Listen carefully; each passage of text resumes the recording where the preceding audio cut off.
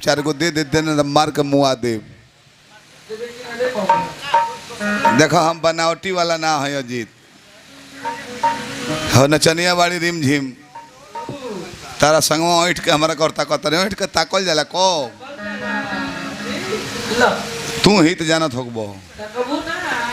जब दो तीन बेर भोजन करा दब कहब कब नहीं खे व्यवस्था तब खिसिया खिसिया तब हो गल नू हम चुप तो पहले कह देव रहो सब सुनता रहो सबके मजा आई। ये पर्दा के पीछे केहू सुने होने के ना बुझाई। और सही अजीत कहे साला साहब बानी है ये जात रहे रास्ता धो के तलई का मूड़ी पर एगो कपड़ा गिरल। कौन कपड़ा रह सब समझियो जाए बा बुझाइबो ना करी। हई कपड़ा ना हई इनका मूड़ी पर गिरल तो ई सार ऊपर छत करता कतर गजब जमाना आ गइल भाई। सरवायाम अपने चापतर से छिलका हमार पर बिगो तरे तो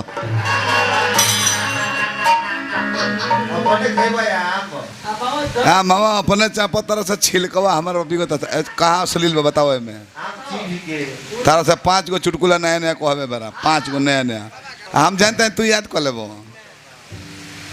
हो कहे चिनिया वाली मारो बाबा मारो।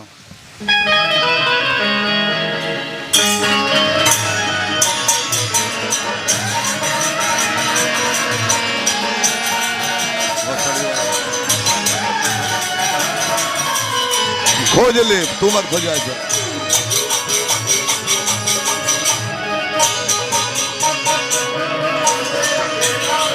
राजा तारी मदर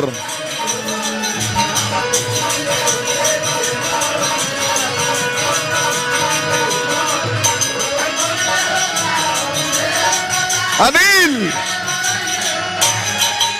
तुमसा कोई प्यारा कोई मासूम नहीं है तुम जान हो मेरी।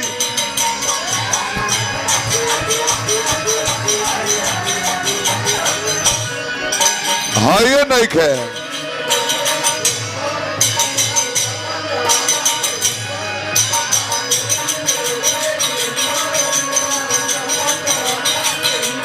हाँ ये नहीं खे हाँ ये नहीं खे ओ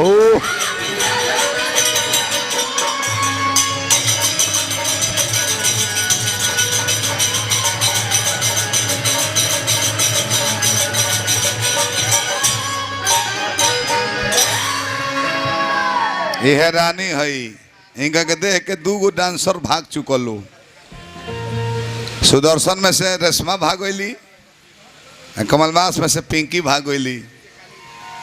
हमारा डर बा कि फेर के हो जानी भाग के हमारे मौसा उतना तो हमारा फिर डबल दिहाड़ी देवे के पड़ जाई।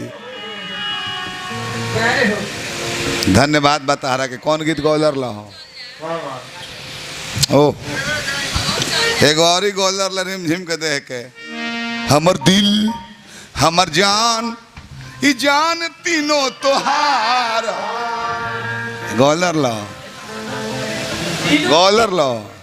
दिल गौलर की हमर दिल हमर जान ए रिम झिम तीनों तोहार। तो हम कहने के अजीत उनका के तीनों दे दिला हमारा के कहले कि हमर भैया निर्दया है गोल घर तुम तो तहार हो। कहले कि तू पटना के गोल घर में नहीं खो घूमत बेकार में दिल्ली के कुतुब मीनार घूमता रहो तैया से ही गावल छोड़ दिले वो गाना गाना दो घर ले सत्संग सुने डॉक्टर साहब सत्संग सुने गए साधु बा आदेश देने के अजीत भागो मत अजीत तुमको पत्नी के साथ भजन करना है ऐसा कुछ भी नहीं करना है। तो कहले क्यों तो कहले कि दिमाग में कीड़े पड़ जाते हैं। तो घरे अले मलकिनी कहले कि आई नहीं भजन करो सुमिरन करो नहीं तो कीड़े पड़ जाएंगे दिमाग में।